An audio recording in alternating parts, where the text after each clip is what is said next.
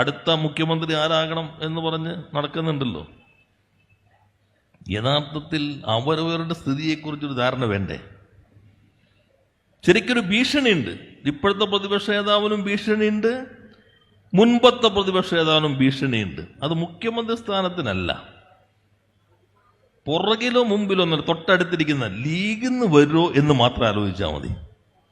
കാരണം നിങ്ങൾ നോക്കി, 2001 അവർ ജയിച്ചല്ലോ. നമുക്ക് ഏറ്റവും കുറവ് സീറ്റ് കിട്ടി, 40 സീറ്റേ കിട്ടിയുള്ളൂ. അന്ന് കോൺഗ്രസ് എത്ര സീറ്റുണ്ട് കേരളത്തിൽ? 63 സീറ്റ്. ലീഗിന് 16 സീറ്റ്.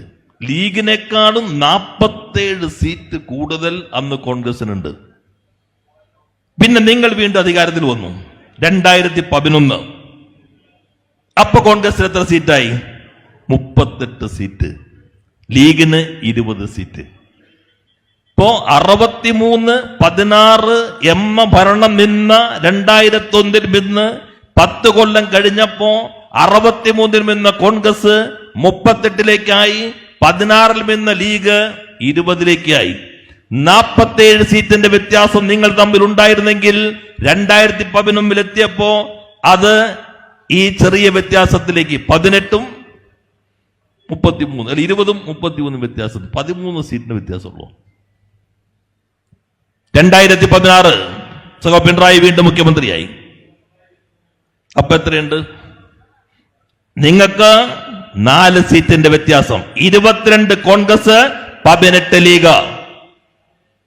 ഇപ്പോഴോ 21 കോൺഗ്രസ്, 15 ലീഗ്.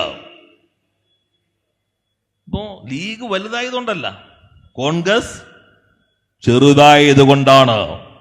63 നിന്ന് 38, 22, 21.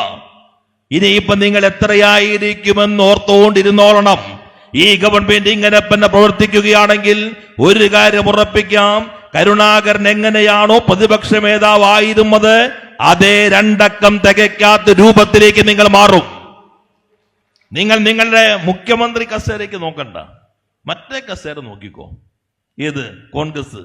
പ്രതിപക്ഷത്തിന്റെ കസേര മറ്റാള് കൊണ്ടുപോ എന്നത് നോക്കിയിട്ടുള്ള കാര്യം നിങ്ങൾ നടത്തിക്കൊള്ളണം.